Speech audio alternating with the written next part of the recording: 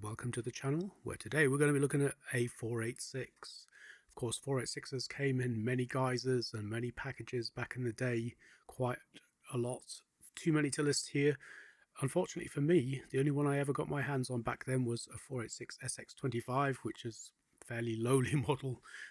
It did me well beyond the period of time that it probably should have, and next step up for me was from that SX25 into a Pentium 133.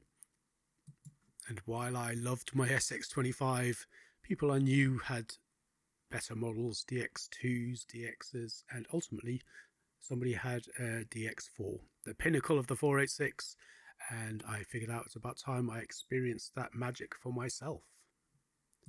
So today, ladies and gentlemen, we're going to build a 486 DX4 Ultimate 486 gaming machine. And this is the little baby we're going to be using.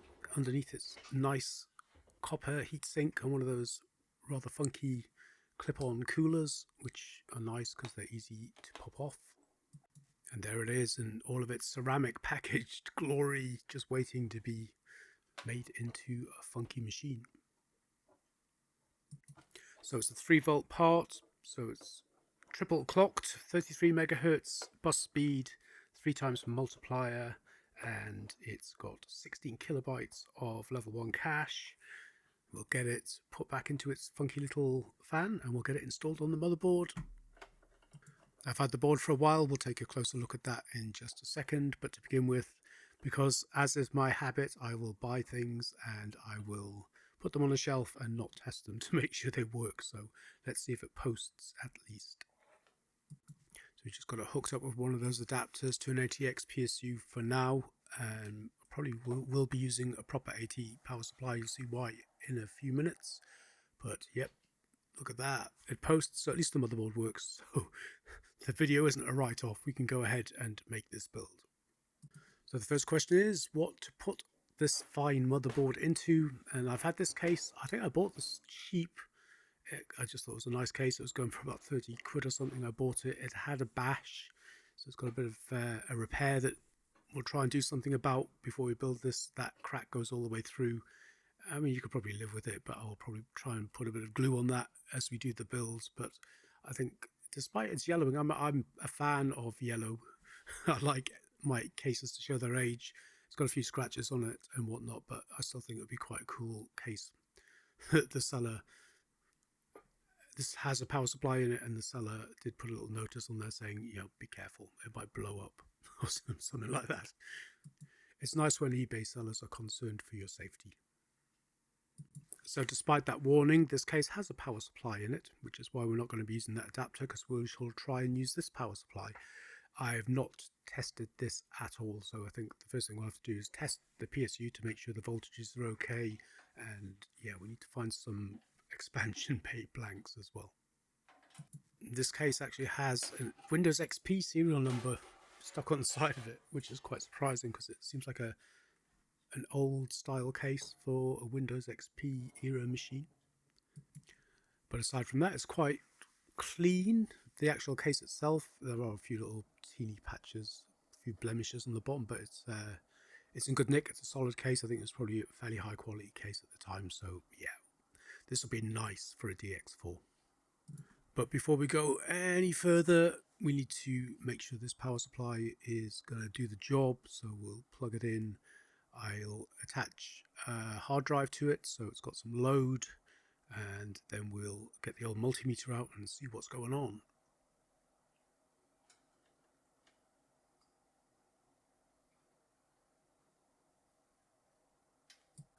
So I'm pleased to say that once we got the multimeter on this and fired it up, that it seemed to be behaving. So the readings for the 12 volts were fine. The reading for the 5 volts were fine, as you can see there. They were all just more or less exactly on spec.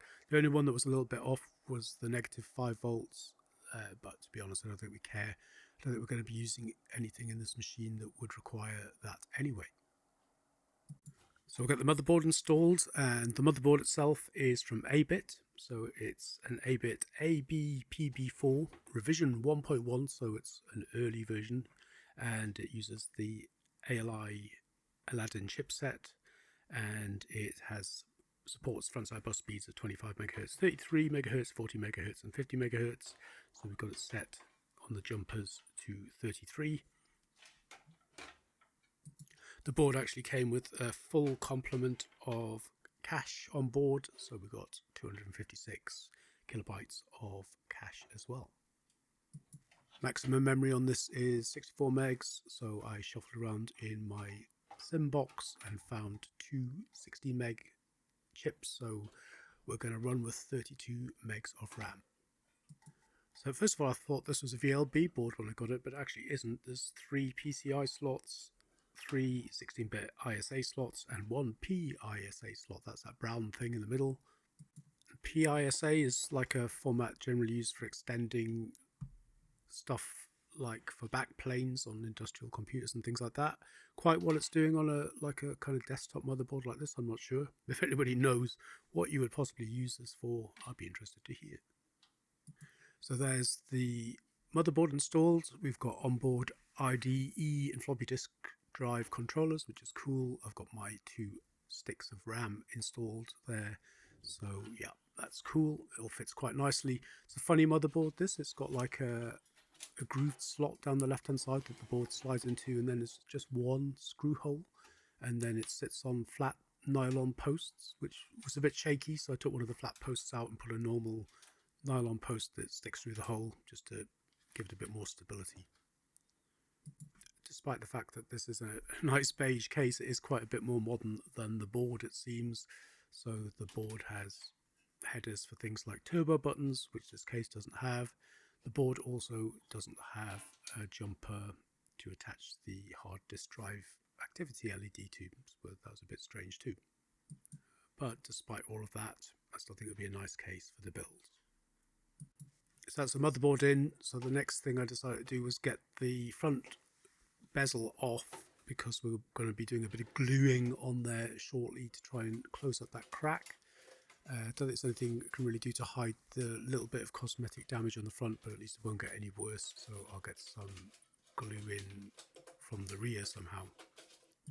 Yeah, and if you take a closer look at exactly what the damage is on this, you can see it probably needs something done about it. It does kind of flex and open and close and what have you, so not great. But before we do that, we'll get some drives in. So we're sticking a floppy drive in here and a Seagate 4.5 gigabyte hard drive, which should be a nice size for this machine. Get lots of DOS games on there. I couldn't quite decide what graphics card to put in here, so this is an SIS 6326, which was a feeble attempt by SIS to muscle in on the 3D market. Needless to say, it bombed. It's not the fastest card in the world, even in DOS, but it's very compatible, so we'll see how this goes, but I haven't quite decided what will go into the final build yet. And finally, a slightly more recent creative CD-ROM drive. Nice. So then we'll just give it another quick boot. The number of times I've tested motherboards on the bench, put them in a box, and then they stop working as soon as you put it all together. So it's working nicely. It's auto-detected the hard drive, which is cool.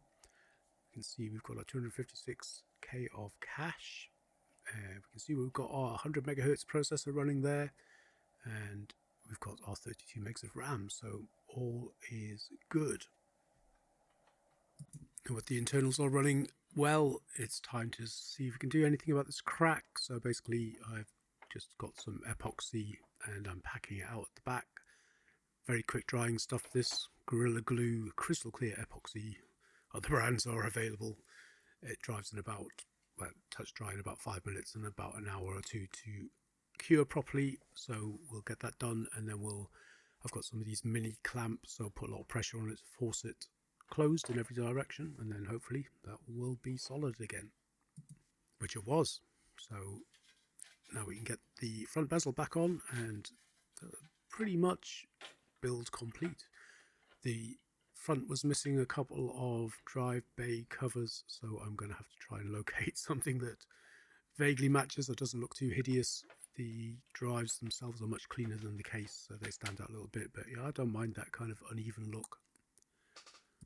one of the plastic feet had broken, like shattered more like, or a mouse had eaten it or something, so that wasn't sticking in properly. So we're just going to pop that back in. We'll get the hot glue gun out and clog that up with hot glue on the inside so it stays put. So it's not the prettiest fix in the world, but it's solid now. Get rid of the strings of glue and at least we'll stop the case wobbling. You won't be able to see it, so it doesn't really matter how it looks. A bit of rummaging around in my drive bay cover bag, I found a floppy one that matches the 5 1/4 drive bay, so it's really only the drives themselves that are a little bit different in colour, but yeah, they'll do. There's a variety of them, but I didn't know whether to match the paler colour with the floppy drive or match the yellowy colour of the 5 1/4 bay cover, but who cares?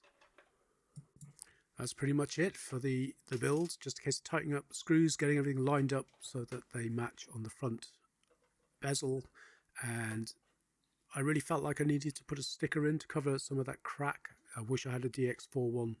Probably should have ordered one from Geek and Spiel. The only sticker I had left which fit that was this Doom guy, which is quite appropriate really, because this is kind of the ultimate Doom machine really, a DX4. It should run Doom at a good lick with all the detail settings up. So yeah, Doom guy, what more could you ask for? Of course, we're going to need a sound card, so we've got one here. This is a Sound Blaster 16, not a terribly exciting one, plug and play one, CT2940, so not one of the more desirable ones, but it does have a wavetable header, and I do have a wavetable card, one of those S2 wavetable cards from Serda Shop, and that would be a nice thing to have on this machine, I think. So we'll get some MIDI music going. So while I think this machine probably could run Windows 95, I think that's probably not really what it's really designed for.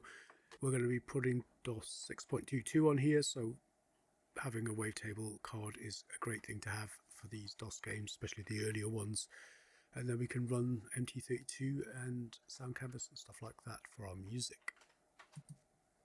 And then just need to get the card in, and that's it. Build, well, the practical part of the build is done. I think it's quite a nice looking machine. I like the case. I don't care about the odd drive bay covers and stuff.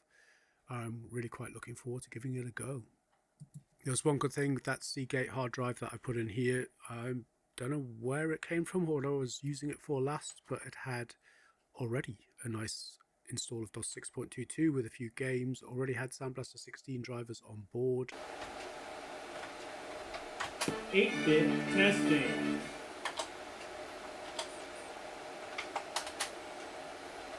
16-bit testing.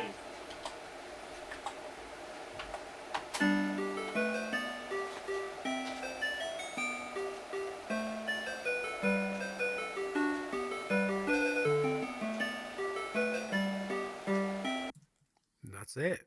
Build complete. Get the screws back in there. There you can see the XP serial number I was telling you about earlier at the top front of the case there. So yeah, nice. Of course, it's an older motherboard, so it doesn't have any PS2 ports. I had to run off and dig out a serial mouse. So we'll plug that in there and hopefully that'll work. I did have to find the little extension cables for the serial ports as well. I had to grab those out of another machine. So let's hope that the mouse works. Now just to run some games and some benchmarks. So Command & Conquer seemed like a good game to play. It's sort of, I think it requires a DX33, and yeah, it should be a nice little thing to start with, see how it runs.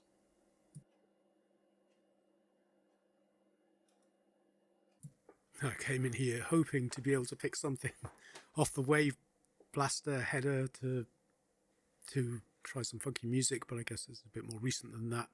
So yeah, just has a good selection of sound cards in here. I might have to come in, remember, when I come to test my Gravis Ultrasound that I bought recently. This looks like it's got native support for that, so it'll be interesting to try. Anyway, we're choosing Sound Blaster for now, and let's see how it goes. The other thing I am doing on this build of DOS 6.22 is I'm going to run everything through the DOS shell, but we can see primarily that was my original way of testing the mouse, but you can see the installer here is letting me use the mouse, so we know that the serial ports work, which is cool.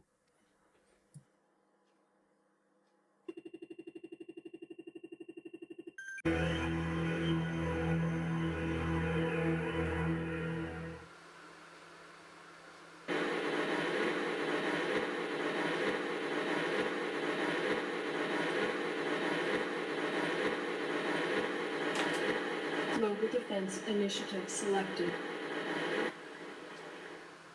Are you picking this up? Good. I know you need more deep background, but we're up against it. Nod forces have fortified this beachhead at X-16Y42. Intelligence is still coming in, so we can't tell you a lot. We found a chink in their armor. Commander Carter can sneak you and some backup forces on shore right here. You may get some artillery support from his gunboats, but this is mostly grunt work. Your mission is simple. Knock out all fortifications, eliminate all Nod troops, and establish a beachhead by building your base. Good luck.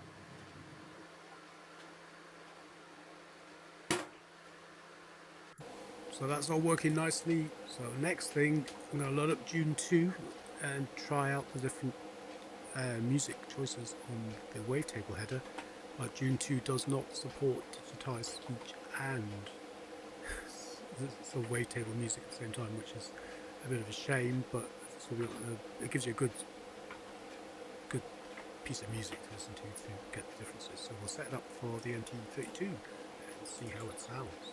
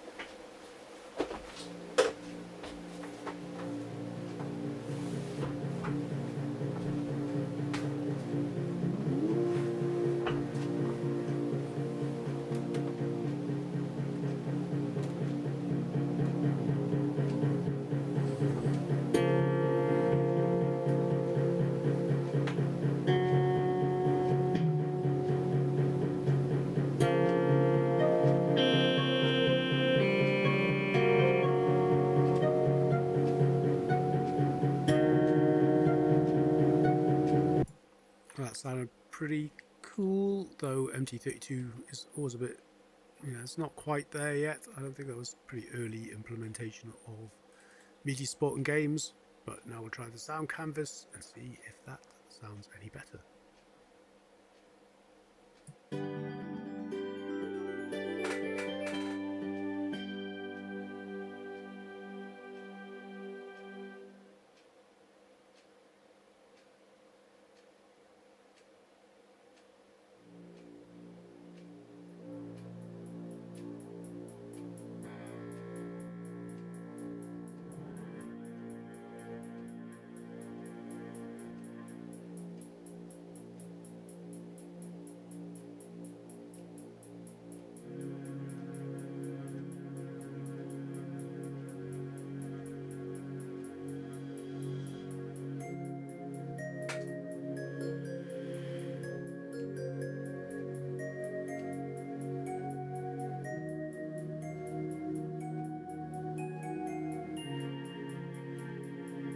That's pretty nice sound canvas. It's probably about as good as it got back then for that kind of MIDI music.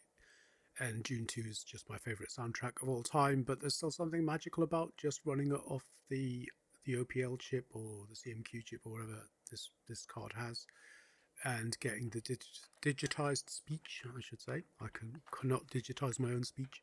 I think there is a patch for June 2 that allows you to run MIDI music and digitized speech. I suppose you could use two sound cards, but yeah, it would be nice to get them both working with the sound canvas and the digitized speech, but this is what it sounds like running just through the Sound Blaster, which I think is pretty magical in its own way.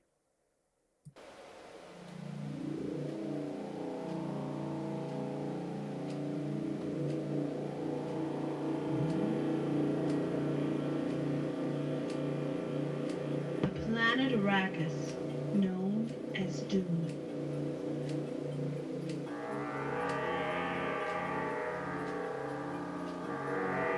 Land of Sand.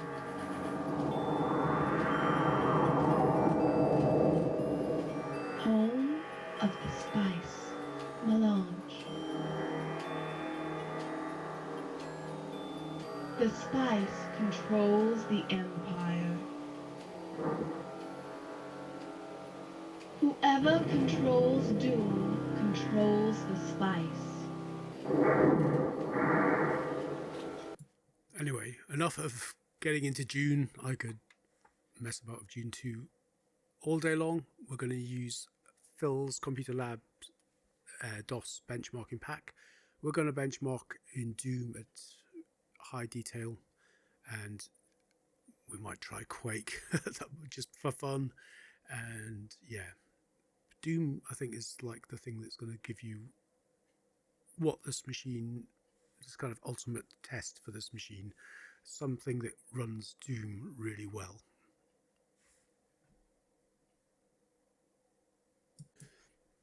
So there were a few things kind of didn't go according to plan here. Now, the frame rate I was getting out of this was somewhere in the region of 25 frames a second, and that is very slow for a DX4, so something's clearly wrong.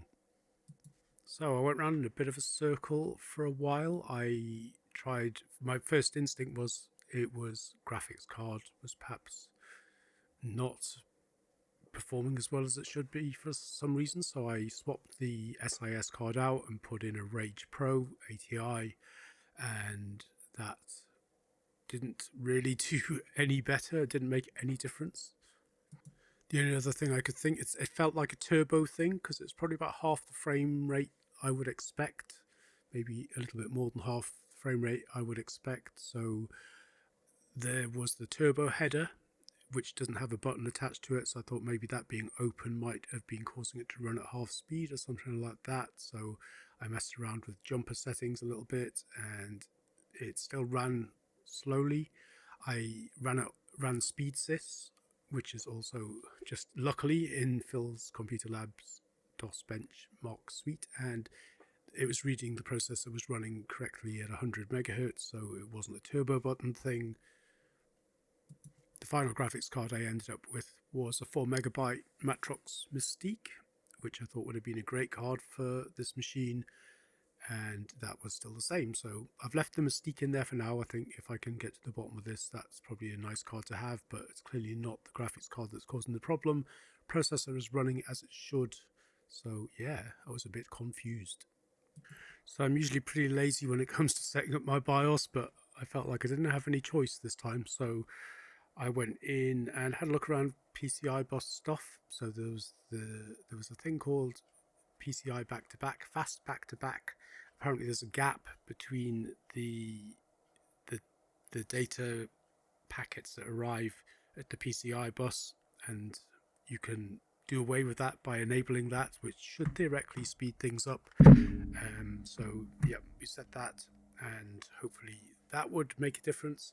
Anything else that was PCI related in there that wasn't already set to enabled, so there was the CPU to PCI write buffer that wasn't enabled, that can only make things faster. So that was all I really did, was make those two changes in the BIOS, and then went back to Doom and ran it again.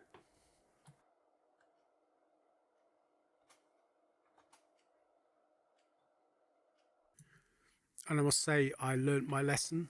The number of systems I built that perhaps didn't perform as well as they should. I do remember building a system around my ET4000, and that card was like performing in a similar way.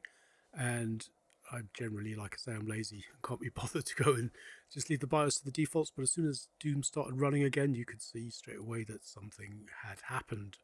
So now I'm sort of thinking I really need to go back and build another machine around that 84,000. It was probably just BIOS settings like this. In fact, I could put that 84,000 in this machine and see if it performs well or not.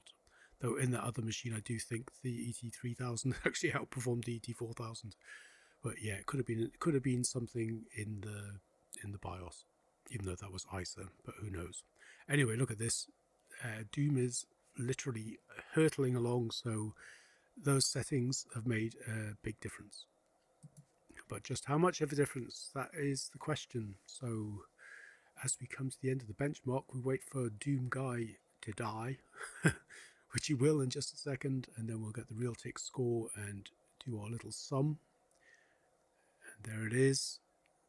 And that converts to 39.39 frames a second. So that's about what you'd expect from a DX4. So that's nearly twice as fast. I checked this just for reference with a couple of other websites like Thandor.net, etc., and they concur that a DX4 should be getting about 40 frames a second in Doom. So I'm really pleased the system now seems to be running optimally. Just out of curiosity, since it's on the DOS benchmarks, and it was a DOS game, I thought I'd try and run Quake. So yeah, to begin with, try to run it at 640 by 480, we got like, yeah, 3.9 frames a second. So cutting it down to the minimum res, which was 320 by 200, thought give it a fighting chance and see how it performs there. And of course the answer to that is not great. Yeah, you can see it's kind of struggling, but what we got out of that was 10.9 frames a second. So as expected, Quake is well beyond even a DX4. Even the mightiest of the 486s is destroyed by Quake. Now I'm happy with the build. What else to do but to try Dungeon Keeper? So Dungeon Keeper's an interesting one. When I was looking through rooting around for things to try on this machine, Dungeon Keeper is a game that actually wants a DX4. So there it says at the top, requirements, a DX4 100, and that's what we've got. So this would be a good little game to test out on this. So that's kind of it. The build is finished. I'm really pleased with it. Running Doom at 40 frames a second was the ultimate proof that the machine is doing what it's supposed to do. It's a nice little build. It looks cool. So we'll get Dungeon Keeper up and running. And then I think that's probably it. That was just a fun build. It's been a long time since I've done a build from scratch with bits and pieces and components. This is definitely a keeper. I'll keep this as a DX4. I'll get a DX4 sticker from Geek and Spiel so I remember what it is. I'll keep it out. Yeah, so that's pretty much it for this video. I hope you enjoyed watching it. It's a very cool build and we'll play out with Dungeon Keeper's intro. Thanks for watching it. If you've made it this far, I hope to see you on the next video. Bye.